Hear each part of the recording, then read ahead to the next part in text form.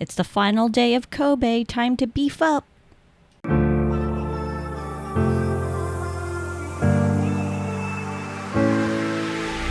Hi, my name is Phoenix and this is TFL Design, and this is the final video I'll have of my 2024 Japan trip.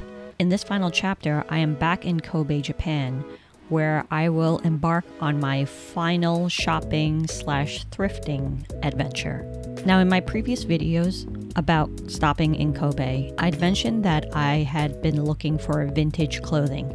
And I guess in my last video, I had pointed out where the quote-unquote vintage stores I'd been to were actually not real vintage a lot of the times, and instead it was sort of clothing that had like an old-timey look and more of that vibe versus actual secondhand clothes. And then it dawned on me while I was in Japan after I'd seen that the first day that unless the shop specifically says secondhand or used clothing, it's not going to have what in the West we called pre-loved vintage and whatnot.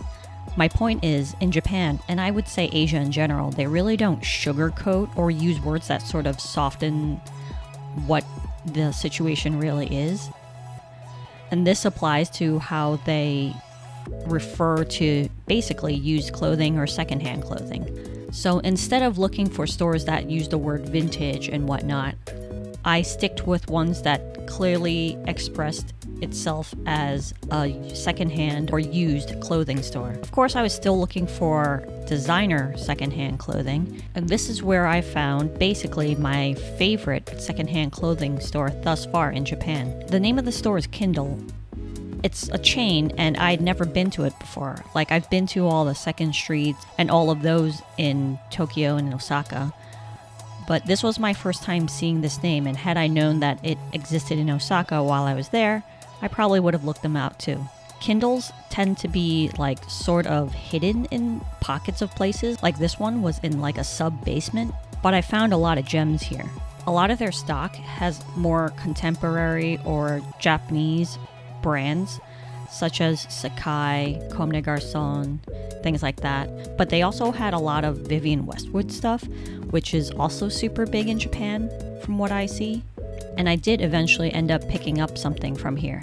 And you'll have to wait till my haul video, which will be the video after this one, to see what I bought in Japan. Of course, there were a lot of other stores that had even higher end stuff, like things from Chanel, Louis Vuitton, Celine, things like that.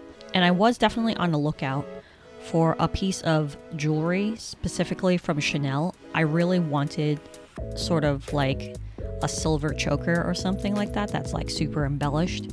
And as I said in a previous video, I did not end up finding something like that, unfortunately. If anything, there were more choices of those in Osaka and probably Tokyo as well. The thing with shopping and thrifting in Kobe is that because the city isn't as big, I would say, there's definitely slightly less choices. However, to me personally, I prefer the fact that it is more on the down low, the city in general. So the prices weren't as crazy and extravagant as it would be in Tokyo, let's say, where they would have a lot of competing stores. That's not to say that this place didn't have a lot of shopping opportunity, as I've expressed. To my surprise, there's a lot of high-end luxury stores around here. The same Balenciaga or Celine store would be like a 10-minute walk from each other, so clearly there is an audience here for it. There's even a fashion museum here in Kobe. So I'd found a lot of stuff that I liked, but unfortunately either didn't fit me well or I had concluded wouldn't be able to wear very long if I were to gain like 5 pounds or something like that. So I stuck to things that were kind of loose. One, because it was super warm in Japan at the time and I really didn't feel like wearing very tight clothing. And two, I'm sort of in a stage right now where I like everything loose on me. I don't really want to show my figure as much. One, because I'm not working out as much. And two, honestly, I think after lockdowns and getting older, I'm just like way more casual. So everything is sort of oversized on me, which seems to be the style that Japan has a lot of.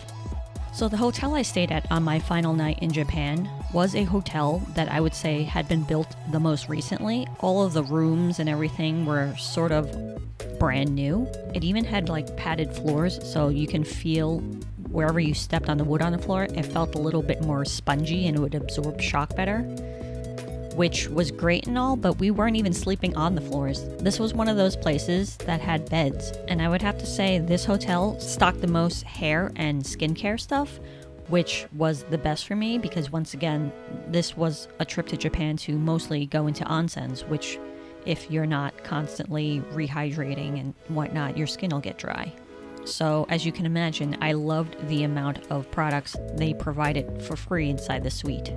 This onsen hotel in Kobe, even though it didn't have the greatest view as the port area wasn't exactly attractive, did give me a lot of comfort because the facilities were sort of empty every time I used it. I'd be up there at night in a jacuzzi in onsen water, just staring at the boats going by, and there'd be nobody around me.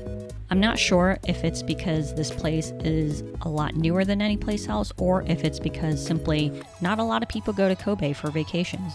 All I can say is Kobe is still one of my favorite cities that's a little bit off radar from everything else, and I hope it stays that way the next time I go there. What I also liked about this hotel was their dining area. So the way it worked was you got a voucher to eat dinner that night, and you were able to basically push what looked like an IKEA cabinet around on wheels and just put food onto trays that you would then place into your little cabinet and roll around in. It kind of reminded me of the IKEA eating area. And what was crazier was that the choices of food in this place, I would say, is the greatest. And even though they had served Kobe beef in sukiyaki form, in tiny, tiny dishes, we didn't even get that because of the amount of beef we had eaten the entire trip. We didn't want to overdo it with the amount of oil and stuff right before we got onto an airplane. So even though an amazing amount of Kobe beef was offered in the buffet of this dinner, my husband and I decided not to and just ate things that were more on the cleansing side. In the morning, we would be taking a shuttle bus to the airport, which was located in the busy shopping area of Kobe. But since we didn't want to sweat, we would obviously be taking a taxi to it rather than walking there directly, which was very convenient. The hotel we stayed at was really just a 10 to 15 minute walk to the busy shopping area. And that shuttle bus would take us straight to Kansai Airport in Osaka.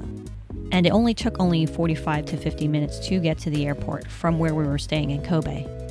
Overall, I would say this trip was super successful in keeping me relaxed. I probably felt cleaner than I had in any point in my life because of the amount of showers I would take a day, like 2 to 3 minimum. Now that I know where everything is, the next time I go to Kobe, I'm definitely going to be on the lookout for more thrifting opportunities. And definitely hunt down the Japanese brands that are way more expensive here in the West. Overall, I had a lot of good food, I had a lot of relaxing moments, and I had fun shopping in Japan. Be sure to see my next video to see what I bought. I hope you enjoyed the adventure I had here in Japan. I'll see you next time. Bye-bye now.